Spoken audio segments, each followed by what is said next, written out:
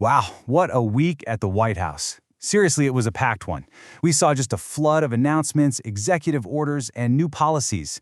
So today we're going to cut through all that noise and break down what these really rapid-fire changes actually mean for the country. You know, when you have this many policy announcements dropping this fast, it's really easy to lose the thread. So how do all these different pieces actually fit together? Well, that is the big question we're going to tackle today as we map out this entire week of action. So here's our game plan. We've organized the week splits into 4 main areas. We're going to start with national security, then see how that theme gets used to justify a huge push in American energy. After that, we'll pivot to some pretty sweeping changes in healthcare, and then wrap things up with what the White House is calling a new wave of domestic manufacturing. Okay, let's kick things off with national security. A number of key actions this week were really zeroed in on strengthening the country's defense and intelligence capabilities. So, right out of the gate, the week started with a pretty big one. The extension of a very controversial law, the Foreign Intelligence Surveillance Act, or FISA as you probably know it. This gives the U.S. government really broad authority to spy on foreign targets, and it's a tool that's been at the center of a huge debate about security versus privacy for a long time. And then, things got interesting. We saw the administration make a very direct trade-off between environmental rules and military readiness. A presidential determination was signed that basically exempts Air Force pilot training in the Northwest from some Clean Water Act regulations for a year.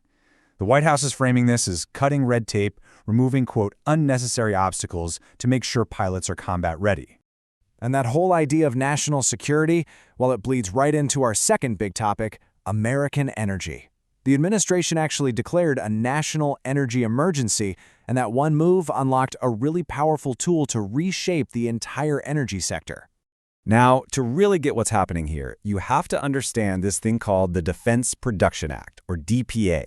This act gives the president some pretty extraordinary powers to basically direct private companies to support the national defense.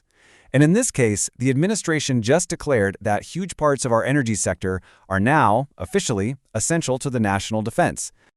And believe me when I say this was a broad action, I mean broad. The president used the DPA in 5 separate memos, targeting everything you see on this list, from coal and oil, all the way to the electrical grid itself. It's a massive federal intervention, all designed to ramp up domestic energy production. And if you want to understand the thinking behind it, just look at this direct quote from the memo on coal. The argument they're making is that stable, coal-fired power is absolutely essential for national defense, that it powers everything from military bases to AI data centers. And this same logic was then applied to all 5 of those energy sectors. All right, let's pivot.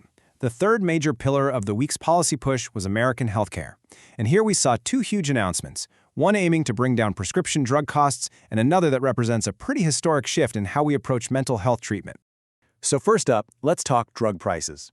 The White House announced its 17th Most Favored Nation deal. The idea behind this model is to make sure the U.S. doesn't pay more for a drug than other developed countries.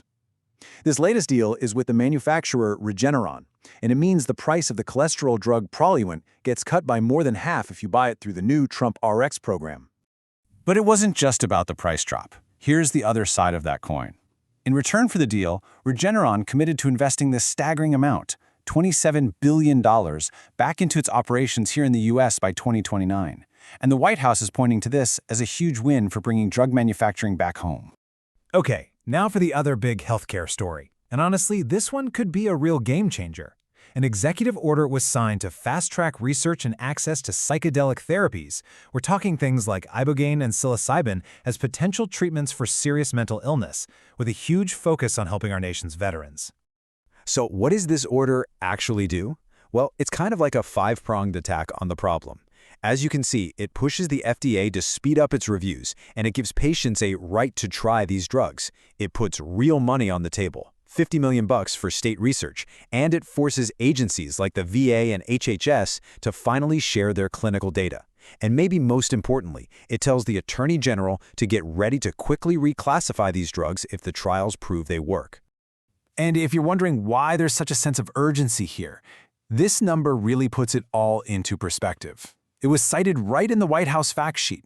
For more than 2 decades, over 6,000 veterans have taken their own lives every single year. The administration is framing this EO as a new path forward, a new source of hope for this group in particular.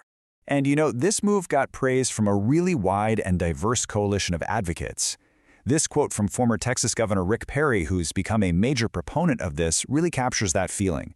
He, and a lot of other people, are calling this a long overdue, historic moment for veterans' healthcare. All right, let's move on to our final big theme for the week. A whole series of announcements centered around what the White House is calling a reshoring wave of investment coming back into American manufacturing. So the administration is kind of setting the stage for all this news with some positive economic data. They're pointing to the Institute for Supply Management's Manufacturing Index, which is a really key indicator of the sector's health, and noting that it's shown growth for 3 straight months. You can see on the chart right here, it's at its highest point since 2022. And building on that positive backdrop, they highlighted some absolutely massive corporate investment commitments. First up was Apple, pledging a whopping $600 billion over the next 4 years to its manufacturing partners here in the U.S., an investment they say will create 20,000 new jobs. And then there was NVIDIA, which, as you know, is at the heart of the whole AI revolution. The company pledged $500 billion to produce its advanced AI chips and all the related infrastructure completely on U.S. soil. That's a huge deal for this kind of cutting-edge technology. And the announcements just kept coming. The White House press release also listed off a whole wave of other huge investments across key industries. You've got big pharma like J&J and AstraZeneca, plus major players in the auto and steel sectors. The message here is clear. This is a broad trend of reinvestment in American manufacturing. And to really put a button on all this economic news, the White House made sure to prominently feature this very powerful quote from NVIDIA's CEO, Jensen Huang, who gave direct credit to the president for creating the climate that made this surge in domestic investment possible.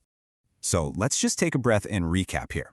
In just 1 week, we saw major policy pushes on national security and military readiness, a massive intervention in the energy sector, landmark moves on both drug prices and mental health, and a whole lot of big news about major investments in U.S. manufacturing. And that really brings us full circle, right back to our opening question. When you see this much policy, this much variety pushed through in just a handful of days, what does that tell you about an administration's strategy, about its core priorities? It's definitely something to think about. Thanks for watching.